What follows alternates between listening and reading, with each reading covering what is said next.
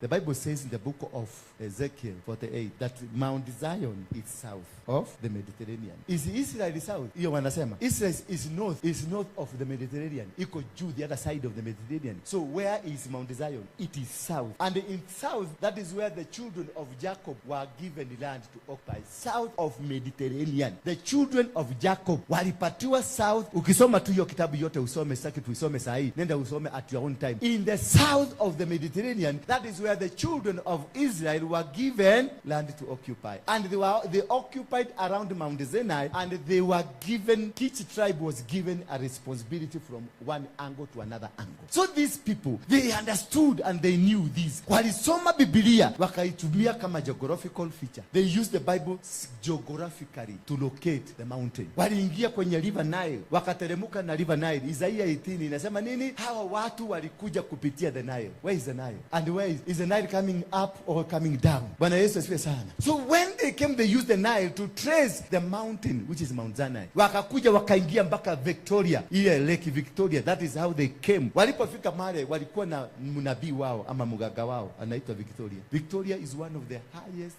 spiritualists on earth, Queen Victoria. And immediately alipofika pale, akaname the Lake Victoria to capture. So you see how we are changed. They come, they conquer, and they name the place because they knew it is a portal. Lake Victoria was a portal. They knew this is a portal. So they named it after them to get the satellite, to get the frequencies from the portal, to guide them to the mountain. After that, that is how they went, wakatumia mito kuteremuka mpaka kwa mountain. Walipofika kwenye mountain, walipanda. At the mountain, pale juu, kwa wale nataka tuende, there is a Star of David. Did you know that? There is a Star of David at the mountain. They found it there. And the Star of David, why the Star of David? Why the star that guided Jesus Christ? And this is my point, because when the people tulienda nao kwa mlima, tuliokoswa na nini?